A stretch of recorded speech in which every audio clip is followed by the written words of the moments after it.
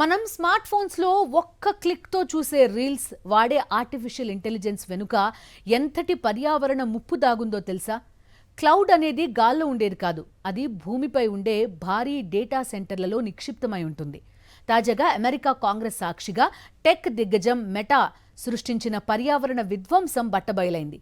US ప్రతినిధి Alexandria ఒకాసియో పార్లమెంట్లో 2 బురద నీటి జార్లు తీసుకొచ్చి జార్జియా ప్రజలు తాగుతున్న నీరు ఇది అంటూ పర్యావరణ పరిరక్షణ సంస్థను నిలదీశారు. అమెరికాలోనే కాదు, ఇప్పుడు భారత్లోనూ గూగుల్, మెటా, మైక్రోసాఫ్ట్ వంటి కంపెనీలు డేటా సెంటర్ల ఏర్పాటుకు క్యూ కడుతున్నాయి. అగ్రరాజ్యాన్నే వణికించిన ఈ నీటి సంక్షోభం ఏంటి? అసలు మన దేశంలో డేటా సెంటర్లపై ఎందుకు అంత క్రేజ్ పరుగుతోంది? వీటి వల్ల భారత్కు ఉన్న ముప్పేంటి? టెక్నాలజీ సామ్రాజ్యం సామాన్యుడి గొంతు ఎలా ఎండగడుతుందో చెప్పే విజువల్స్ ఇవి. అమెరికాలోని జార్జియా రాష్ట్రం మోర్గాన్ కౌంటీలో మెటా సంస్థ నిర్మించిన భారీ డేటా సెంటర్ చుట్టుపక్కల నివసించే ప్రజల పరిస్థితి ఇప్పుడు దయనీయంగా మారింది. అక్కడ భారీ వృక్షాలను నరికివేసి భూమిని తవ్వి డేటా సెంటర్లను నిర్మించారు. ఆ తరువాత దాని చుట్టుపక్కల బావుల్లోని భూగర్భ జలాలు కలుషితమై ట్యాప్ తిప్పితే ఇలాంటి బురద నీరు వస్తోందని ఎంపీ అలెగ్జాండ్రియా ఒకాసియో కోర్టెస్ పార్లమెంట్లో ఆరోపించారు.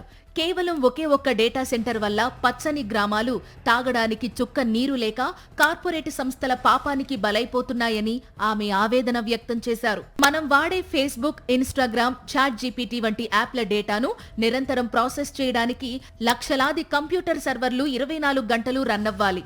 ఈ క్రమంలో అవి విపరీతమైన వేడిని విడుదల చేస్తాయి. ఆ సర్వర్లను చల్లబరచడానికి ఎవాపరేటివ్ కూలింగ్ పద్ధతి ద్వారా ప్రతిరోజు లక్షల గ్యాలన్ల స్వచ్ఛమైన నీరు అవసరమవుతుంది. జార్జియాలో మెటా డేటా సెంటర్ రోజుకు లక్షల గ్యాలన్ల నీటిని ఆవిరి చేస్తుంది.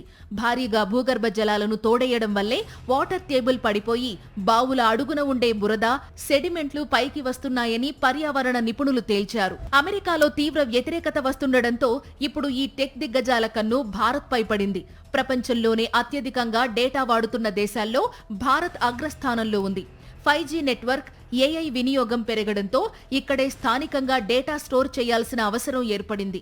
దీనికి తోడు భారత ప్రభుత్వం డేటా సెంటర్లకు ఇన్ఫ్రాస్ట్రక్చర్ హోదా కల్పించి చౌకగా భూములు, విద్యుత్ రాయితీలు ఇస్తోంది.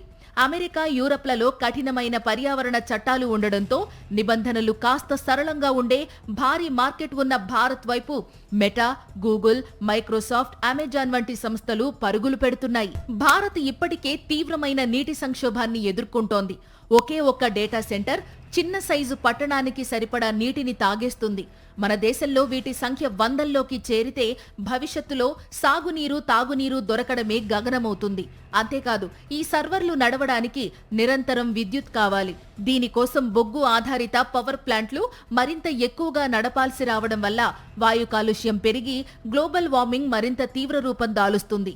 జార్జియాలో ప్రజలు ఇప్పుడు అనుభవిస్తున్న దుస్థితి రేపు మన మెట్రో నగరాలకు పట్టినా ఆశ్చర్యం లేదంటున్నారు విశ్లేషకులు. ఆర్థిక వృద్ధి, డిజిటల్ పురోగతి ఎంత ముఖ్యమో ప్రజల ప్రాణాలు, ప్రకృతి రక్షణ కూడా అంతే ముఖ్యం.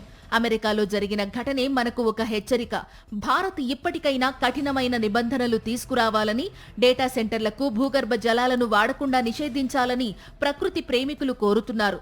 సముద్రపు నీటిని శుద్ధి చేసి వాడేలా క్లోజ్డ్ లూప్ వాటర్ కూలింగ్ టెక్నాలజీని ఉపయోగించేలా చట్టాలు చేయాలని డిమాండ్ చేస్తున్నారు. అప్పుడే డిజిటల్ విప్లవంతో పాటు పర్యావరణాన్ని కాపాడుకోగలమని చెబుతున్నారు.